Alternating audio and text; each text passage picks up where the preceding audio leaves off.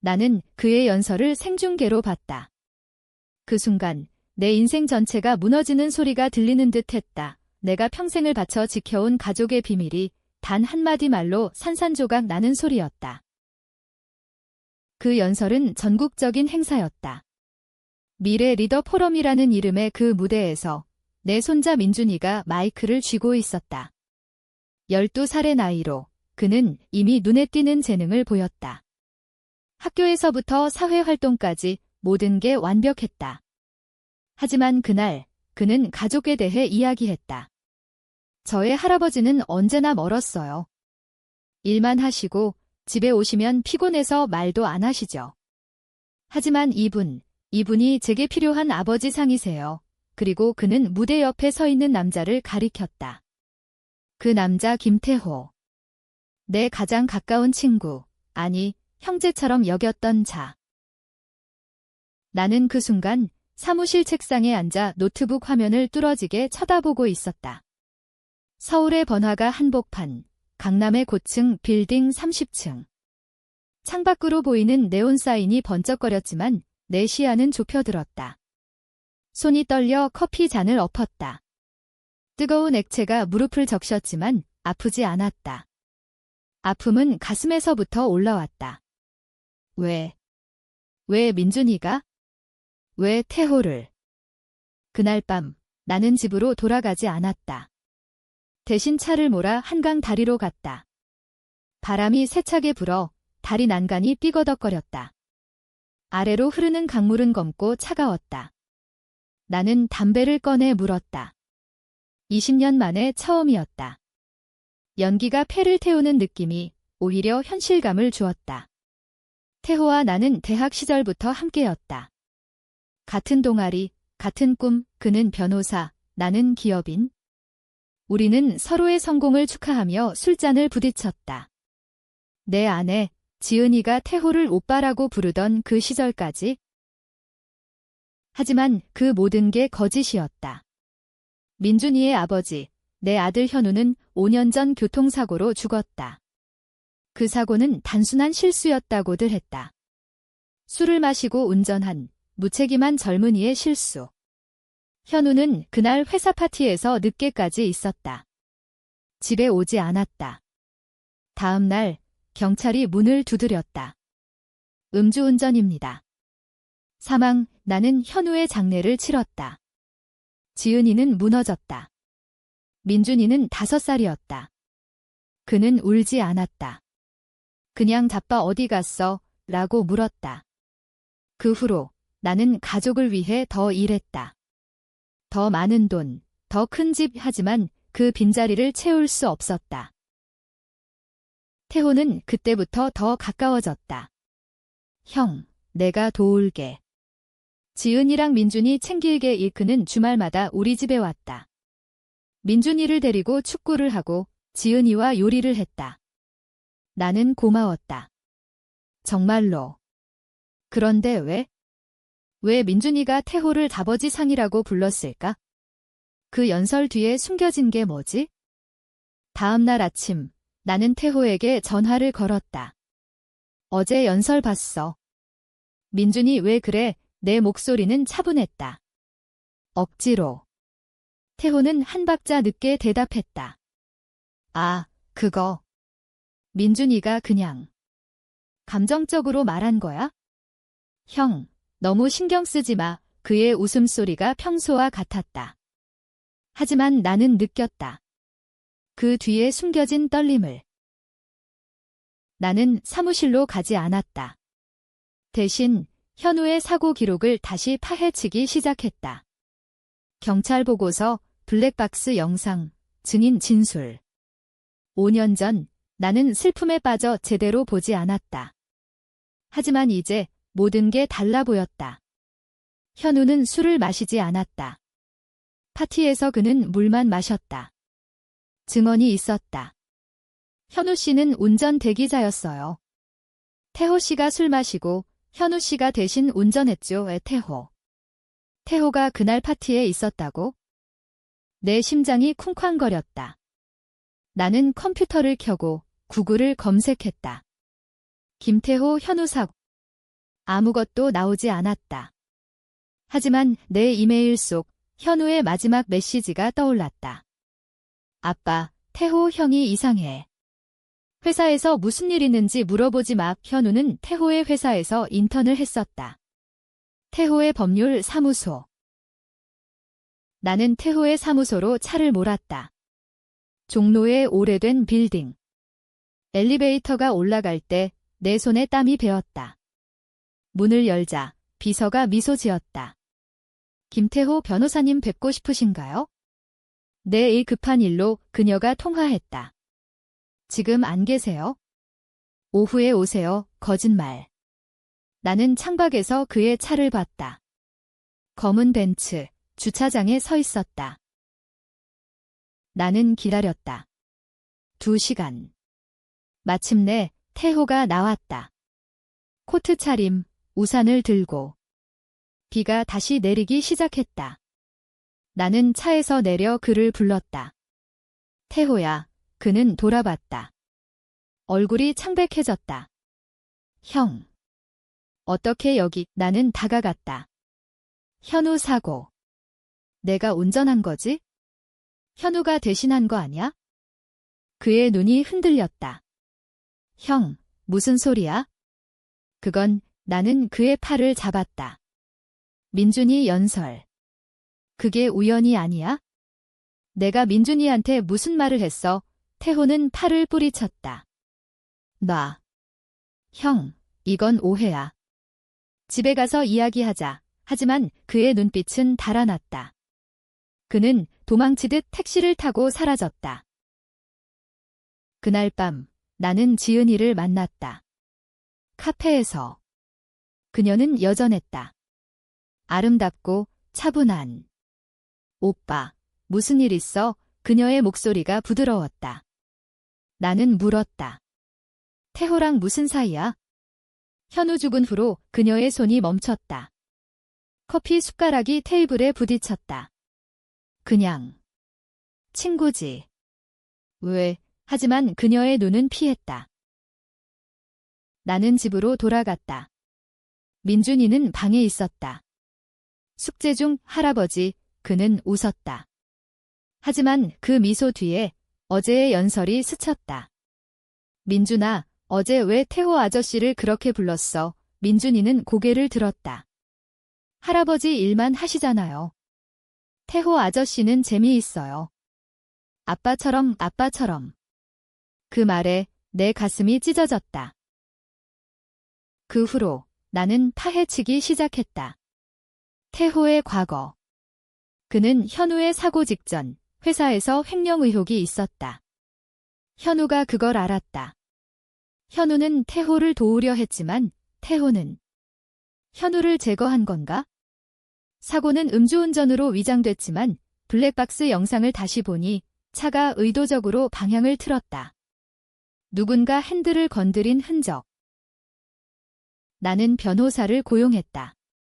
내 옛 동료, 박 변호사. 이건 살인 미수일 수 있어? 하지만 증거가 약해. 우리는 태호를 조사했다. 그의 은행 계좌, 통화 기록. 지은이와의 메시지. 오빠, 현우가 알았어. 어떻게 해? 걱정 마, 내가 처리할게. 배신이었다. 지은이와 태호.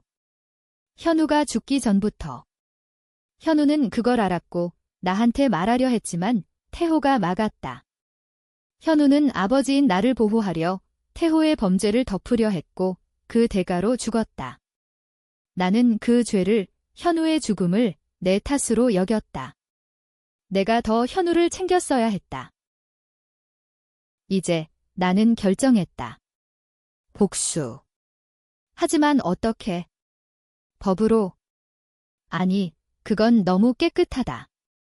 태호는 변호사다. 빠져나갈 거야. 나는 더 어두운 길을 선택했다.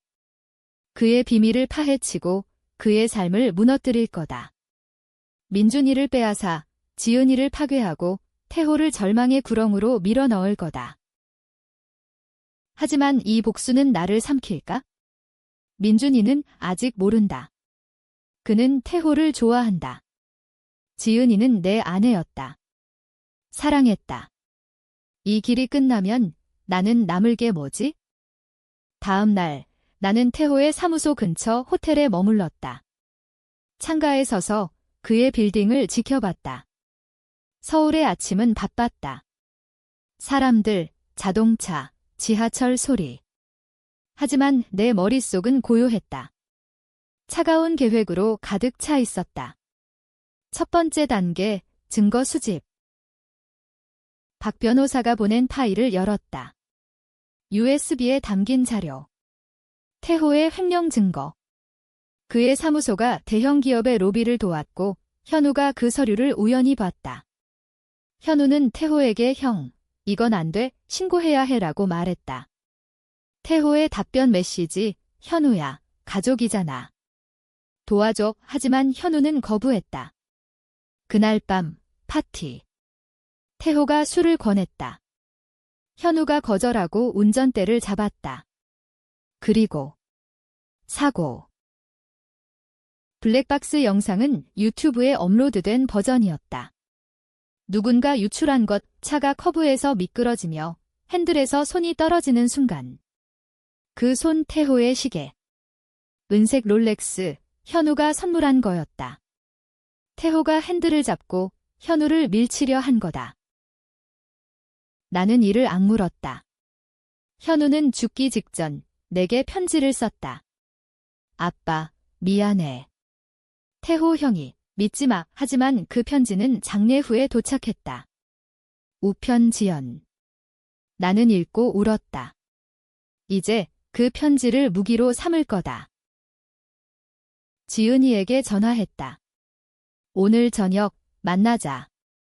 민준이 데리고 그녀는 동의했다. 알았어. 무슨 일인데? 중요한 이야기의 카페는 한강 근처. 조용한 곳. 민준이는 아이스크림을 먹으며 웃었다. 할아버지, 왜 표정 안 좋아? 할아버지가 피곤해서야. 나는 지은이를 봤다. 그녀의 눈 아래 다크서클. 태호랑 지난밤에 뭐 했어? 그녀의 얼굴이 굳었다. 그냥 이야기했어. 나는 폰을 꺼내 영상을 틀었다. 블랙박스. 그녀의 눈이 커졌다. 이게. 태호가 현우를 죽였어. 내가 도왔지. 그녀는 고개를 저었다. 아니야. 오빠, 난 현우가 죽기 전에 태호가 말했어. 현우가 사고 날 거야. 우리가 새로 시작하자. 하지만 나는 믿지 않았어. 정말 눈물이 흘렀다. 민준이가 놀라 쳐다봤다. 엄마, 왜 울어? 나는 민준이를 안고 나왔다. 할아버지랑 집에 가자. 지은이는 따라오지 않았다. 그녀의 울음소리가 뒤에서 들렸다. 집에 도착해 민준이에게 말했다. 태호 아저씨는 나쁜 사람이야. 아빠를. 민준이는 울었다. 싫어. 태호 아저씨 좋아. 아이의 반항이 가슴을 찔렀다. 하지만 나는 단호했다. 할아버지가 지켜줄게. 그날 밤 나는 태호에게 메시지를 보냈다. 현우 편지 봤어. 내일 만나자. 아니면 경찰에. 그는 즉답했다. 어디서? 한강다리. 새벽 5시. 새벽, 비가 그쳤다. 다리는 고요했다. 태호가 왔다. 피곤한 얼굴. 형, 이건 오해야. 현우는 나는 편지를 내밀었다. 이게 오해야? 내가 현우를 죽인 증거야. 그는 읽고 무너졌다. 형, 미안해. 지은이랑. 우리 사랑했어. 현우가 방해해서. 사랑. 그 단어가 내 분노를 불태웠다. 현우는 내 동생이었어. 내가 믿었던 친구. 태호는 무릎 꿇었다. 돈 줄게. 뭐든 해줄게. 민준이도. 나는 웃었다. 차갑게. 민준이는 내 거야. 이제부터 내 삶을 파괴할 거다. 나는 돌아섰다. 뒤에서 그의 흐느낌이 들렸다. 집으로 돌아와 나는 지은이에게 이혼 서류를 보냈다. 민준이는 나랑 내 비밀, 다 알았어. 그녀의 답, 오빠, 용서해줘. 태호가 강요했어, 거짓. 하지만 상관없었다. 이제 두 번째 단계. 태호의 명성을 무너뜨리기. 나는 익명으로 횡령 증거를 언론에 유출했다. 다음 날 뉴스 헤드라인 유명 변호사 김태호, 로비 스캔들 휘말려 그의 사무소는 난리였다. 클라이언트가 떠났다. 그는 나에게 전화했다. 형, 이게 내 짓이야? 그래. 현우의 복수. 하지만 복수는 나를 변화시켰다. 민준이는 나를 피했다. 할아버지 무서워 지은이는 자살 시도를 했다. 병원에서 깨어났다. 오빠, 왜 이렇게까지? 나는 대답하지 않았다. 내 안에 어둠이 커졌다. 태호는 반격했다. 그는 내 회사에 소송을 걸었다. 명예훼손을 하지만 증거가 그를 압도했다. 재판날, 그는 무대에 섰다. 이 사람은 제 가족을 파괴하려 해요. 저는 무죄입니다. 배심원들이 흔들렸다. 그는 여전했다. 그 미소, 그 말솜씨. 나는 증언대에 섰다. 그는 내 아들을 죽였습니다. 현우의 편지, 영상. 법정은 충격에 빠졌다. 판사는 무죄를 선고했다. 증거가 불충분. 태호는 승리했다. 그는 나를 보며 속삭였다. 형, 게임 끝났어. 하지만 끝나지 않았다. 나는 더 깊이 들어갔다. 그의 약점. 태호는 도박꾼이었다. 지하 카지노. 나는 그곳에 갔다. 홍콩 마피아와 연결된 곳, 김태호 빚 10억. 갚을 수 없어 나는 돈을 주고 그들의 도움을 샀다. 그를 망쳐. 태호의 삶은 무너지기 시작했다. 빚쟁이들이 왔다. 그의 집은 털렸다. 그는 도망쳤다. 지은이에게로. 하지만 지은이는 나에게 왔다. 오빠, 태호가 미쳤어. 민준이를 데려가려 해. 나는 총을 들었다. 합법적인 사냥용. 하지만 마음속에서 그것은 복수의 무기였다. 태호가 민준이를 납치하려 한다는 소식은 밤중에 왔다. 지은이의 전화. 오빠, 태호가 집에 왔어. 무장했어. 민준이를 데려가. 내 심장이 멎는 듯 했다. 나는 차를 몰아 그녀의 아파트로 달렸다. 강남의 고급 아파트 단지. 보안이 철저했지만 태호는 내부자였다. 그는 관리인에게 뇌물을 줬다. 문 앞에 도착했을 때 문이 열려 있었다. 안에서 소리가 났다. 민준아, 아저씨랑 가자. 할아버지는 나쁜 사람이야. 민준이의 울음소리. 싫어. 할아버지, 나는 문을 박차고 들어갔다. 거실에 태호가 서 있었다. 손에 칼이 지은이는 바닥에 쓰러져 피가 흘렀다. 가벼운 상처지만 충격적이었다. 태호. 내려놔. 나는 소리쳤다. 그는 돌아봤다. 눈이 충혈됐다. 형, 이게 끝이야. 민준이는 내 것, 지은이도 민준이가 내 뒤로 숨었다. 할아버지, 나는 총을 꺼냈다. 넌 여기서 끝나. 그는 웃었다. 미친 듯이. 쏘면 내 손자도 다치지. 형, 너도 범죄자 돼. 법정에서 그는 이겼다. 이제 그는 모든 걸 걸었다. 지은이가 일어났다. 태호야, 그만해. 우리 다 망했어. 하지만 그는 듣지 않았다. 그는 지은이를 향해 칼을 휘둘렀다. 나는 총을 쐈다. 경고로 천장에. 경찰이 왔다. 총소리에. 태호는 체포됐다. 살인미수, 이번엔 증거가 확실했다. 칼, 상처, 민준이의 증언. 그는 감옥에 갔다. 10년형. 하지만 승리는 쓰디썼다. 지은이는 병원에서 미안해 라고만 말했다. 현우 죽기 전 태호랑 바람 피웠어. 현우가 알았고 사고는?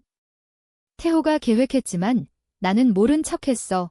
그녀는 나를 배신한 거였다.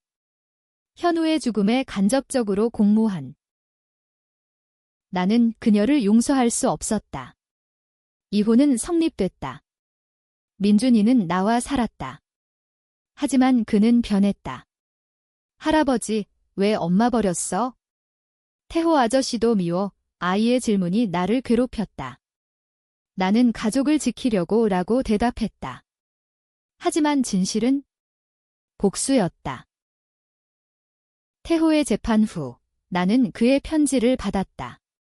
감옥에서 형, 미안해. 하지만 형도 똑같아. 현우 죽음, 내 탓이야. 내가 더 현우 챙겼으면 그는 맞았다. 나는 직장에서 너무 바빴다. 현우의 외로움을 몰랐다. 복수의 세 번째 단계. 그의 유산을 지우기. 태호의 자녀 없었지만 그의 명성을. 나는 책을 썼다. 배신의 그림자. 익명으로. 베스트셀러. 사람들은 논쟁했다. 피해자인가, 가해자인가, 나에 대해. 민준이는 책을 읽었다. 할아버지, 이 이야기. 우리야, 나는 고개를 끄덕였다. 그래. 하지만 끝나지 않았다. 지은이가 돌아왔다. 민준이를 데려가 법정 싸움. 양육권. 재판에서 그녀는 울었다. 나는 어머니야?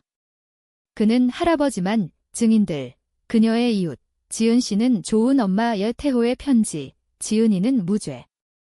나 혼자 한 집. 나는 졌다. 민준이는 엄마와 같다. 할아버지, 사랑해. 그의 작별 인사가 가슴을 파고들었다. 이제 나는 홀로 남았다. 복수했지만 잃었다. 가족을. 현우의 영혼을. 하지만 트위스트가 기다리고 있었다. 민준이의 학교 연설. 다시. 이번엔 제 할아버지가 진짜 영웅이세요. 복수로 가족을 지키셨어요. TV에 나왔다. 전국이 봤다. 사람들은 나를 비극의 영웅이라고 불렀다. 태호는 감옥에서 자살했다. 소문. 지은이는 미쳤다. 정신병원. 민준이는 나에게 왔다. 할아버지, 집에 가자. 끝. 아니, 시작. 복수는 순환한다. 나는 민준이를 안았다. 하지만 내 안의 어둠은 사라지지 않았다.